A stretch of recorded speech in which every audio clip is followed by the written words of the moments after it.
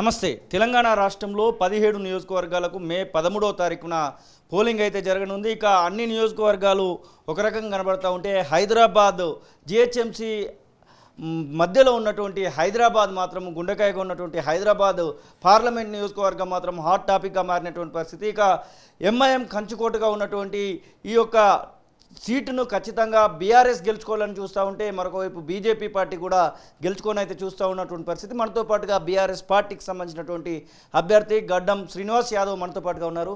Sir, ఎట్లా ఉంది? మీరు ప్రచారం చేస్తూ ఉన్నారు, దాదాపుగా 2-3 నెలల నుంచి మీ ప్రచారం కొనసాగుతూ ఉంది. ఎట్లా ఉంది మొత్తానికి ఇక్కడ బీఆర్ఎస్ పార్టీ వైపుగా ప్రజలు ఏమైనా మొగ్గు చూపుతున్నారా? చాలా అద్భుతంగా ఉంది. నేను పొద్దున సాయంత్రం 2 పూటలు పాదయాత్ర చేస్తున్నా, ప్రజలను కలుస్తున్నా. ప్రజలు ఒకటే చెప్తున్నారు, సార్ మీరు ఎందుకు వస్తున్నారు? మాకు బీఆర్ఎస్ పార్టీ మేళ్ళు సంక్షేమాల్లో మాకు అందినాయి, మేము లాభపడ్డాం, మా లోపల ఆర్థిక స్థితిగతులు మెరుగుపడ్డాయి, మీరు రాకండి సార్, బీఆర్ఎస్ పార్టీకే ఓటేస్తాం, కారు గుర్తుకే ఓటేస్తామని ప్రజలు చెప్తా ఉన్నారు ముందుకొచ్చి. విషయం ఏంది అని అంటే, ఇవాళ ప్రజలు ఈ యొక్క హైదరాబాద్ పార్లమెంట్లో చాలా విఘ్నులు. ఏం చేసిర్రంటే వీళ్ళు ఈ 10 సంవత్సరాలు చూసిర్రు ఏది బీఆర్ఎస్ పార్టీ యొక్క పరిపాలన. ఇప్పుడు ఈ 4 మాసాలు ఏదైతే కాంగ్రెస్ పరిపాలన ఉందో దాన్ని చూసిర్రు.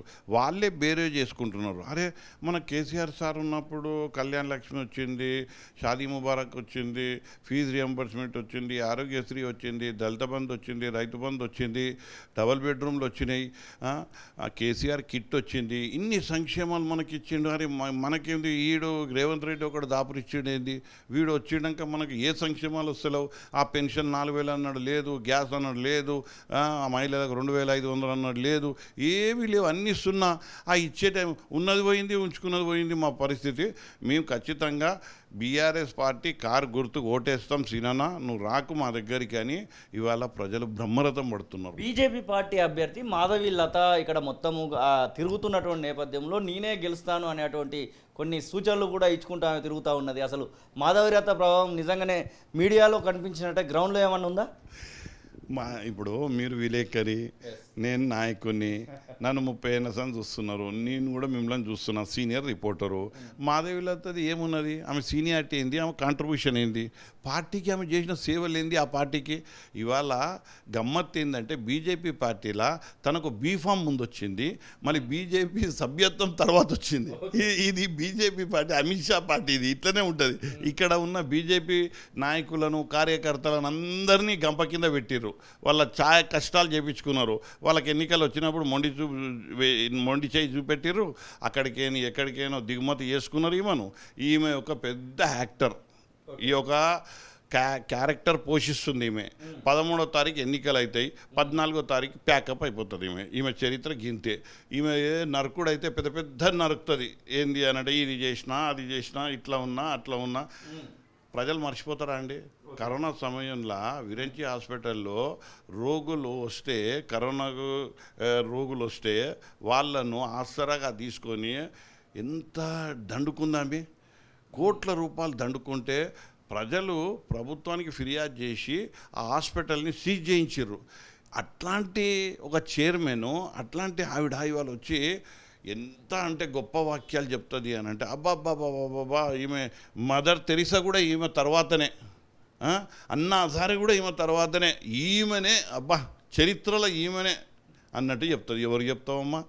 నీ దగ్గర చిన్న పిల్లలు ఉంటారు చూడు, లేకపోతే కార్యకర్తలు ఉంటారు చూడు, వాళ్ళకి చెప్పుకో. బీజేపీ వాళ్ళు కూడా నమ్మరు, కార్యకర్తలు కూడా నమ్మరు ఈమెను. కానీ ఇది ఏంటి అని అంటే, ఆమెకేమో లాంగ్వేజ్ వస్తుంది, లేని వ్యక్తిత్వాన్ని అడాప్ట్ చేసుకొని ఏదో భాష మార్చి ఏది అగ్రెసివ్గా, లేని అగ్రెసివ్, అది కూడా ఏదో ఇచ్చి 4 ఓట్లు దండుకోవాలని. ఇవాళ నీకు అసలు విద్యావంతురాలు హాస్పిటల్ నడిపిస్తున్నా అని చెప్తున్నావు, ఏమన్నా సిగ్గు ఉండాలి? నువ్వు మహిళవు, నీకు ఏమన్నా గట్టి ఇంకా అంటామంటే నాకు మహిళవన్న అడ్డం వస్తుంది. అసలు నీకు నీతి నిజాయితీ అసలు ఏమైనా ఉందా? నువ్వు అసలు మానవత్వం ఉందా నీ దగ్గర? అసలు మనిషి పుట్టుకనేనా? నువ్వు ఏం చేస్తావు? మా పాత బస్తీలో వచ్చి మా పిల్లలనే మొత్తము అంటే నువ్వు రక్తం తాగాలని చూస్తున్నావు. ఇవాళ రజాకారులని మాట్లాడతావు, సిగ్గుందా నీకు? రజాకారులది ఎవరు అడిగారు నీకు? దేనికి రావాలి? నువ్వు ఎన్నికలలో నిలబడితే ఏం మాట్లాడాలి? మా ప్రభుత్వం ఇది చేసింది, ఇప్పుడు ఇది చేస్తుంది అని ఓట్లు అడగాలి. రజాకారులు అంటావు, బాణాలు నువ్వు వేరే మతాల స్ట్రక్చర్లకు కొడతావు అంటే మేము ఇక్కడ గుద్దుకోవాలి, తన్నుకోవాలి, మా పిల్లలు చావాలి, మేము రాజకీయంగా మొత్తం భూస్థాపితం కావాలి, నువ్వేమో మంచిగా హాస్పిటళ్ళు నువ్వు డబ్బులు సంపాదించుకోవాలి, నీ పిల్లలు ఐఐటీ చేయాలి, మా పిల్లలేమో కేసులు బనాయించుకోవాలి, జైళ్ళ పాలు కావాలి. నీ మాటలు వింటే గట్లనే అవుతుంది. నేను అదే చెప్తున్నా మాధవీలత, మంచి రాజకీయాలు చెయ్యి, చదువుకున్న దానివి, తెలివైన దానివి, నిజాయితీగా మాట్లాడు. ధర్మం అని అంటున్నావు కదా, ఆ ధర్మం నీ దగ్గర లేదు. కాషాయ వస్త్రాలు ఉన్నాయి నీ దగ్గర, ధర్మం లేదు. ధర్మం ఉంటే వేరే మతాలను ఇట్లా దూషించవు, వేరే మనుషులను ఇట్లా అనవు. అతను నేను ఏమంటున్నా, ఇప్పుడు నాకు అది కాదు, సపోజ్ నేను హిందువులకు ఒక్క విజ్ఞప్తి చేస్తున్నా, మన మీదనే ఎవరైనా ఇట్లా చేస్తే మనం ఎట్లా రియాక్ట్ అవుతుంటేమి? ఓకే, విన్నావా బ్రదర్? ఇవాళ మాధవీలత ఎవరికి లాభం చేయనీకే ఈ రియాక్ట్ అవుతుంది అంటే, ఇక్కడ ఇక్కడ బాణం ఇక్కడ కొడితే అక్కడ వాళ్ళందరూ ఒక్కటి కావాలి, వాళ్ళని గెలవనీకే. ఖచ్చితంగా అసదుద్దీన్ని బి టీం మాధవీలత, ఈయన బీజేపీ బి టీం కేంద్రంలో, విన్నారా, కేంద్రంలో బి టీం లాగా పనిచేస్తే ఒక కానుకగా అమిత్ షా ఈమెను పెట్టిండు. ఈమెను పెడితే మీరు అనవచ్చు, ఈమెను పెడితే ఈమె గట్టిగా మాట్లాడుతుంది కదా సార్, మరి ఈమె చాలా ఈమెనే యాక్టివ్గా కనిపిస్తుంది కదా మీడియాలో అని అంటే, మీరు ఒకటి గమనించండి, ఈమె యాక్టివ్నెస్ ఎవరికి పనిచేస్తుంది ఎరకనా?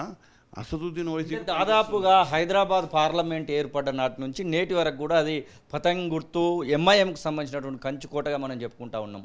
2024 ఈ ఎలక్షన్స్లో ఏదైనా మార్పు జరగడానికి అవకాశం ఉందా? ఇంకొక గుర్తు ఇక్కడ గెలవడానికి అవకాశం కనబడతా ఉందా? ముఖ్యంగా మీ కారు గుర్తు పరిస్థితి ఏంటి? నేను చెప్పన్నా, ఈ యొక్క అసదుద్దీన్ దారుణమైనటువంటి పాలన అందించిండు. అసలు ప్రజలను అందరినీ విస్మరించిండు, ప్రజల బాగోగాలు చూడలే, ప్రజలను కేవలం ఓట్ బ్యాంక్గా చూసిండు. అసదుద్దీన్ ఓవైసీ ఇతన్ని తీసుకుపోయి బంగాళాఖాతంలో వెయ్యాలి. విన్నారా? ఈయన యూజ్లెస్ అన్ఫిట్ లీడర్. విన్నారా? ఈయన 40 సంవత్సరాలు అంటున్నాడు కదా, నేను ఒక్క మాట చెప్తా, మీకు అడుగుతా. 40 సంవత్సరాలు అసదుద్దీన్ గారికి చేతులు ఎత్తి దండం పెట్టి నా విజ్ఞప్తి ఏంటి అంటే, సార్ మీరు 40 సంవత్సరాల నుంచి ఈ యొక్క పార్లమెంట్ని మీ నాయకత్వంలోనే నడిచింది కదా, నాకు ఒక డాక్యుమెంటరీ చూపెట్టు సార్, ఒక డాక్యుమెంటరీ రిలీజ్ చేయి. ఇక్కడ చేసినటువంటి డెవలప్మెంట్ ఒక్క డెవలప్మెంట్ డాక్యుమెంటరీ, ఒక శ్వేతపత్రాన్ని విడుదల చేయి. है मेरे आहाम में मैं जो ये हिंदू मुस्लिम भाई भाई बोल के मैं इतना जो विकास किया, उस विकास को जनता को बताइए आप, उस पर आप वोट पूछिए. నేనేమంటున్నా, ఇవాళ ఏమి చేయకుండా ఏమి ప్రజలను పూర్తిగా విస్మరించి ఓట్లు దండుకొని రాజకీయంగా నాయకత్వాన్ని తీసుకొని ప్రజలను విస్మరించి తన వ్యాపారాలు, తన ఆస్తి, తన పార్టీ ముఖ్యమైపోయింది అసదుద్దీన్ ఓవైసీ. కానీ కేవలం ఈయన యొక్క మాస్టర్ మైండ్తోని ఈయన స్వలాభమే పొందాడు, కానీ ప్రజల లాభం కాలే. ఇతన్ని తీసి బంగాళాఖాతంలో వేయాలి. ఒక్కరోజు కూడా ఈ ప్రజలు ఇతన్ని మోయొద్దు. ఇవాళ నేను ప్రజలకు చెప్తున్నా, అసలు ఈమె మీరు చెప్పేది బాగానే ఉంది. ఇక్కడ మొత్తం మైనారిటీ ఓటు బ్యాంక్ ఉన్నటువంటి ప్రాంతం హైదరాబాదు పార్లమెంట్ నియోజకవర్గం. ఈ మైనారిటీ ఓటు బ్యాంకులో దాదాపుగా ఉన్నటువంటి అన్ని ఎమ్మెల్యే నియోజకవర్గాలు కూడా ఎంఐఎం ఇప్పుడు సంఖ్యలలో కనబడతా ఉన్నాయి. ఎంఐఎంఏ గెలుస్తున్నటువంటి సందర్భం ఉంది. ఆ పార్లమెంట్ నియోజకవర్గానికి ఏమైనా మారుతుంది అనుకుంటున్నారా అసెంబ్లీతో పోల్చుకుంటే? ఇప్పుడు మీరు అన్నది కరెక్టే, ఇక్కడ ఎంఐఎం మైనారిటీలు ఉన్నారు. ఇప్పుడు నేను అదే పని చేస్తున్నా. నేనేమంటున్నా, మీరు వేసిన ఓటుతోని 40 సంవత్సరాలు వాళ్ళ ఫాదరు ఆయన. ఇప్పుడు నేను వస్తూ ఉంటే ఇక్కడ ముందట కొంతమంది మైనారిటీ లేడీస్, జెంట్స్ కొంతమంది కనబడతా ఉన్నారు. అంటే మైనారిటీలను శ్రీనివాస్ యాదవ్ తిప్పుకునేటువంటి ప్రయత్నం ఏమైనా జరుగుతుందా అన్న? ఏంది అని అంటే, నేనేం చెప్పిన ఆయనకు, 40 साल से तो आपका गढ़ है ना भाई, మీ స్థావరమే కదా, మీరు పెంచిన ఈ యొక్క డాన్సా కదా. నేను ఈ 40 ఏళ్ళు మీ ఫాదర్ ఉన్నాడు, నువ్వున్నావు, మీ తమ్ముడు ఉన్నాడు, ఈ ముగ్గురు ఒక ఇంటి వాళ్ళే ఈ యొక్క హైదరాబాద్ లోక్సభను పరిపాలించారు. ఏం అభివృద్ధి చేశారు? పోనీ చేసినామని చెప్తున్నారు కదా, ఒక డాక్యుమెంటరీ రిలీజ్ చేయమంటారు, అది చెయ్యరు. చెయ్యకుండా వీళ్ళు ఏం చేస్తారంటే, ఇక్కడ మాధవీలత యాక్టర్, అసదుద్దీన్ మాస్టర్. ఈ యాక్టర్ మాస్టర్ వీళ్ళను ప్రజలల్లా వీళ్ళ చరిత్రను తేటతెల్లం చేస్తున్నది నేను. ఇవాళటి వరకు మీరు 40 సంవత్సరాలు వీళ్ళకి అండగా నిలిస్తే వీళ్ళు ఇచ్చింది ఏం లేదు.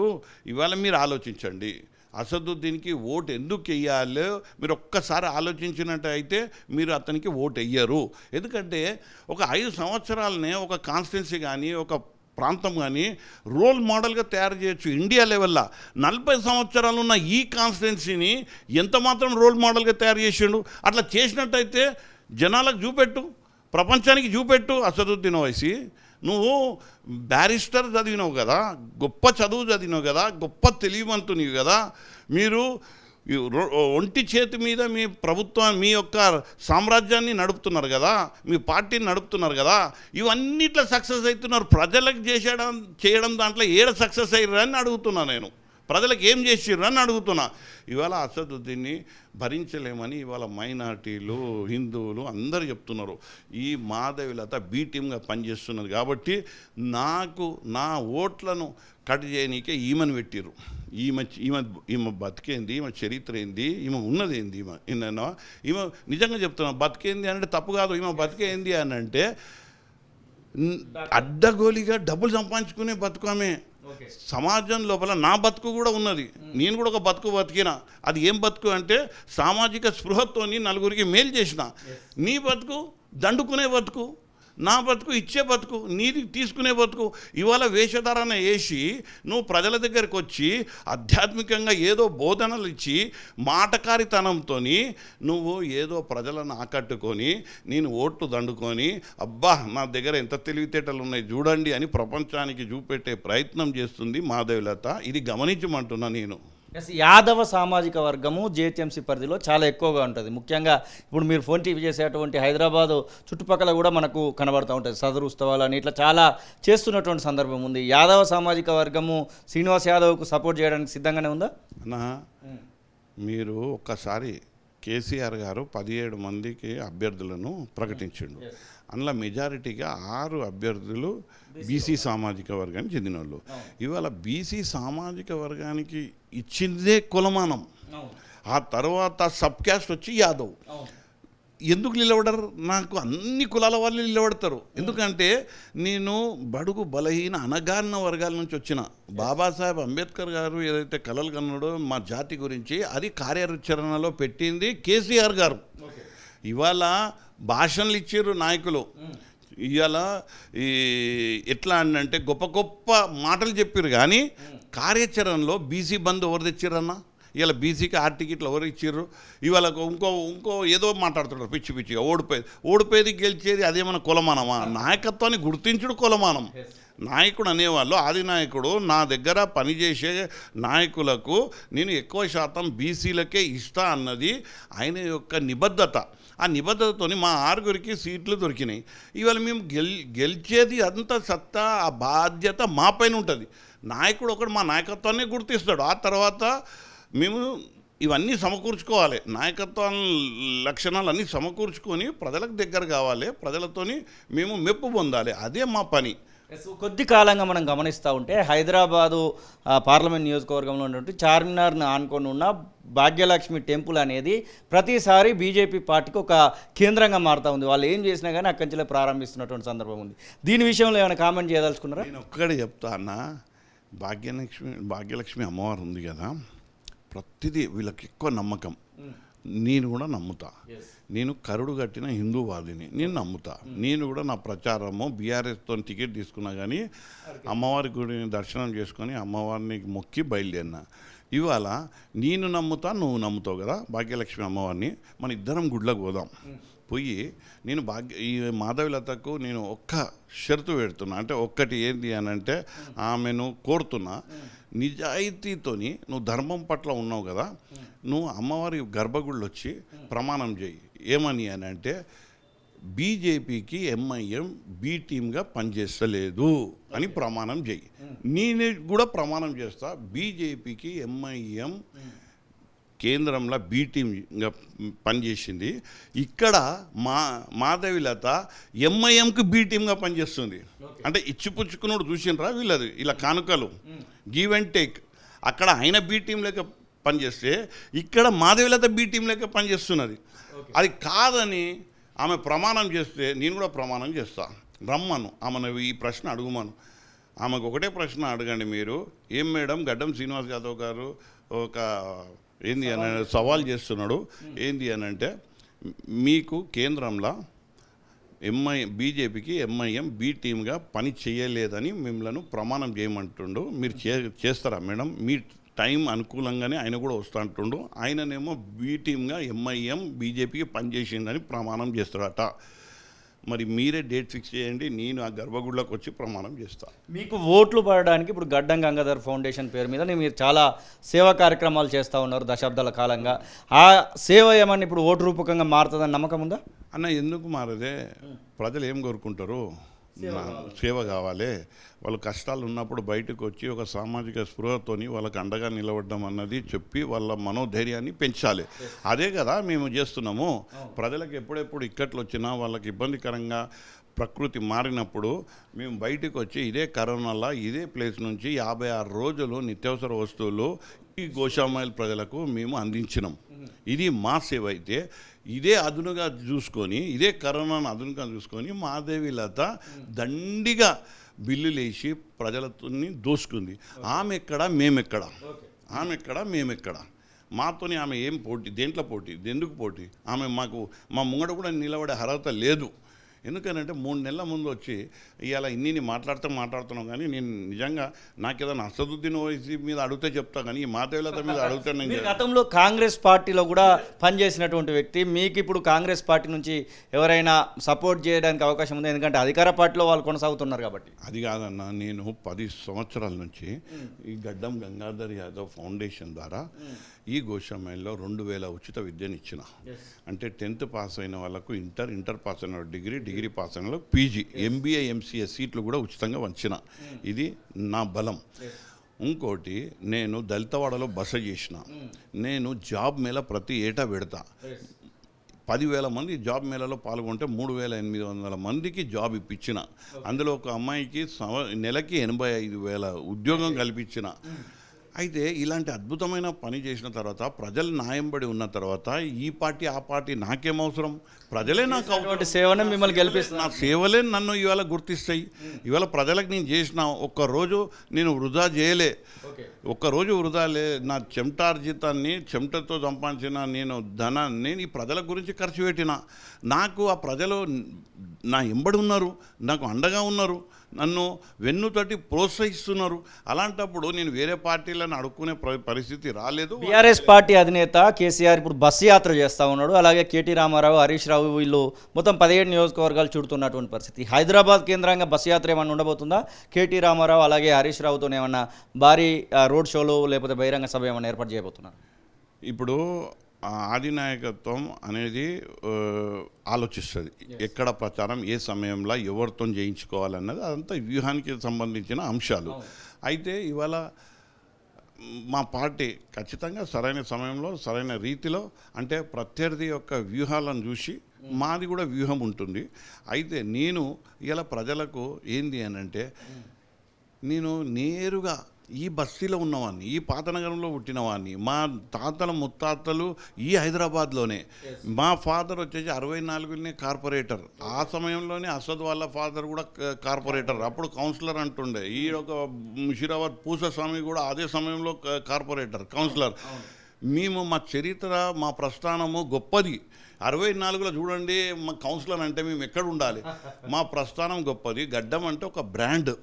ఇవాళ అలాంటి గడ్డం ఫ్యామిలీకి ఇచ్చిన తర్వాత ప్రజలు మా ఎంబడి ఉన్నారు, ప్రజలు ప్రోత్సహిస్తున్నారు, ప్రజలు వెన్ను తట్టి ముందుకు వెళ్ళమంటున్నారు. మేము అండగా దండిగా ఉంటాం మీకు, మీరు వెళ్ళండి, మీ రాజకీయాన్ని బలోపేతం చేసుకోండి, మాకు సేవను అందియండి అని చెప్పి ప్రజలు కోరుతూ ఉన్నారు. ప్రజలు మా ఎంబడి ఉన్నారు, చాలు. ఇక మిగతాది ఇప్పుడు సార్ ఎప్పుడు వస్తే అప్పుడు మేము మా బలం నిరూపిస్తాం.